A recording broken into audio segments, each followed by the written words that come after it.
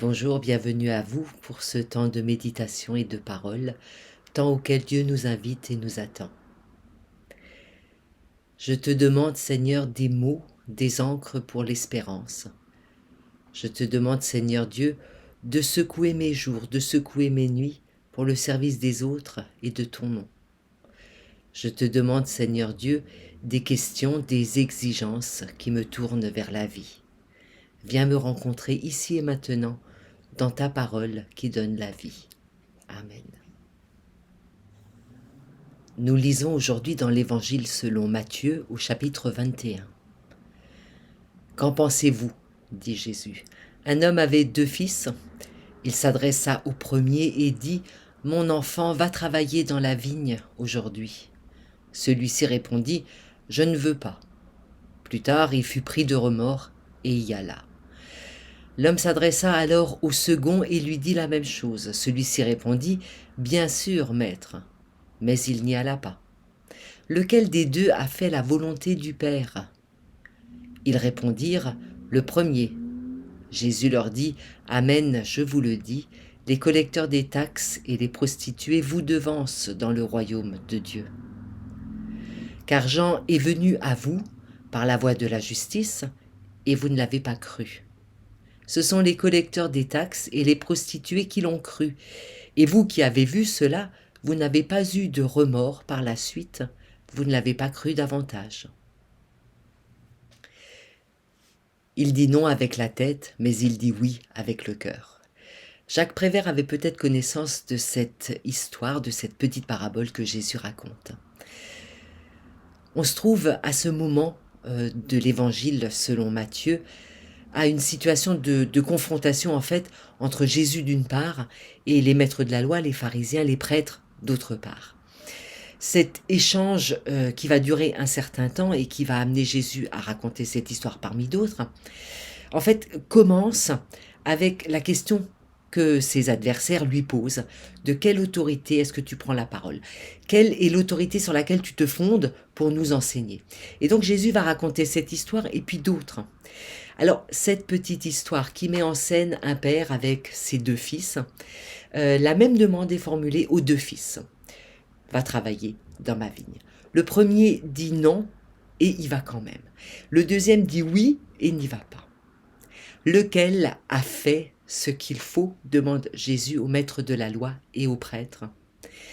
Grande question, franchement, qu'est-ce que vous diriez ?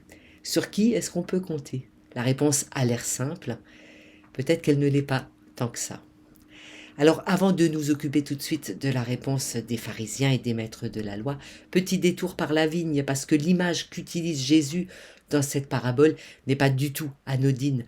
La vigne, c'est un arbre qu'on trouve beaucoup dans la Bible, qui a une connotation très positive. La vigne, dans le Premier Testament, représente le peuple de Dieu, Israël. Et parfois, la vigne représente même toute l'humanité. La vigne, c'est un domaine, peut-être que vous y avez travaillé déjà, c'est un domaine qui demande beaucoup d'attention et du travail toute l'année. Parce que pour qu'il y ait vendange arrivé l'automne, eh bien, il faut qu'il y ait eu, dans les mois qui ont précédé, des soins constants.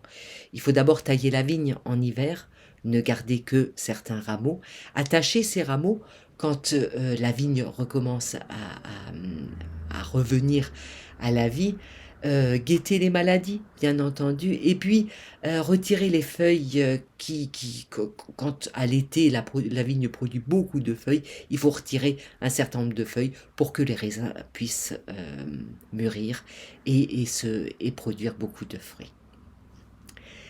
Quand le père de l'histoire demande à ses fils de travailler dans la vigne, on comprend bien qu'il est question de Dieu qui demande à ses enfants de s'occuper de l'humanité, de leur prochain.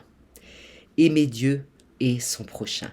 L'interpellation de tout l'évangile est ici développée, explicitée de cette manière avec cette petite histoire de vigne. Alors qui fait la volonté de Dieu, du Père ? Ceux qui disent non, mais qui font quand même ? Ou ceux qui disent oui et puis qui reviennent sur leurs paroles, sur leur engagement ? Qui fait la volonté de Dieu ? Est-ce que c'est les prostituées et les collecteurs d'impôts ? Ou est-ce que c'est les pharisiens et les maîtres de la loi ? la tension entre dire et faire. Et c'est une constante qu'on trouve dans tout l'Évangile. Et c'est un reproche que Jésus fait souvent aux pharisiens, celui de dire oui à Dieu, mais de ne pas faire. Parce que ils disent oui à Dieu. Ils disent oui à la volonté de Dieu, oui au respect de la loi, bien sûr. C'est des choses qui ne se discutent pas. Évidemment qu'on fait ça quand on est religieux, quand on est croyant et pratiquant. Évidemment qu'on dit oui à Dieu. Mais quand il s'agit de dire oui aux autres, et quand ces autres sont des collecteurs d'impôts et des prostituées, là ça devient un peu plus difficile. Faut pas pousser. Qui fait la volonté du Père? En réalité, l'histoire nous emmène plus loin, plus profond en nous. On peut imaginer qu'il s'agit de deux personnes différentes, que c'est deux options différentes, ceux qui font d'un côté et ceux qui ne font pas de l'autre, que c'est en fait deux catégories de personnes qui sont décrites ici sous la plume de Matthieu.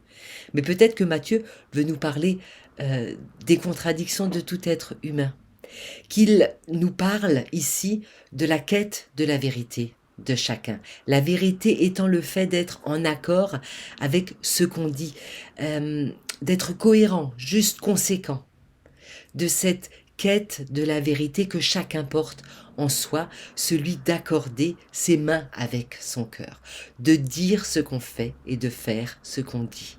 Peut-être que c'est de ça dont parle Matthieu.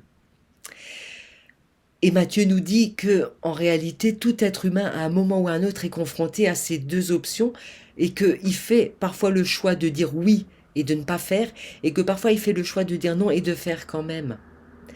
Parfois on commence à dire non, non dans son travail, non dans sa vie familiale, non dans l'engagement associatif. Et puis la demande fait son chemin, on réfléchit, on évolue, on, on mature jusqu'à changer d'avis, jusqu'à opérer une conversion, comme le dit l'Évangile. Cette histoire, cette petite parabole, en réalité, parle de chacun de nous. Elle parle de notre humanité. Elle parle de nos sentiments partagés, de notre être intérieur si facilement déchiré. On dit non et puis on fait quand même. On a du mal à déléguer ou à passer la main. On dit non, on fait quand même parce qu'on pense que les suivants ne sauront pas faire ou qu'ils feront moins bien que nous. Et je crois qu'il est là parfois question de manque de confiance tout simplement. Et c'est un manque de confiance qu'on vit aussi en église. On le vit en famille, on le vit dans notre vie professionnelle, mais il est aussi présent en église. Et puis on peut dire non et ne pas faire passer la main, choisir de déléguer tout simplement. Le prochain fera à sa manière, peut-être moins bien, mais c'est lui qui fera. Cette histoire, je crois, est là pour nous faire prendre conscience de nos dysfonctionnements, nous rappeler l'exigence de l'Évangile pour lequel on est tous prêts à s'engager. On dit oui à Dieu sans problème, on dit oui à aimer Dieu et son prochain, et puis la réalité nous rattrape parce que, eh bien, aimer son prochain au quotidien, c'est loin d'être facile. Cette histoire nous parle de l'exigence de l'Évangile. Elle nous fait prendre conscience de nos dysfonctionnements et de cette difficulté à accorder cœur et main, mais elle nous parle aussi de cet appel qui nous est fait, qui nous est renouvelé chaque jour à entendre cette interpellation, cette exigence de l'Évangile comme une boussole. Elle nous invite à nous questionner. Ce oui que je dis à Dieu, est-ce qu'il est intègre? Est-ce qu'il est intégral? Est-ce qu'il engage toute ma personne? Et si je dis oui à Dieu, eh bien, l'appel intégral consistera à dire aussi oui au prochain, parce qu'il est toujours question d'aimer Dieu et son prochain. C'est un seul et même mouvement.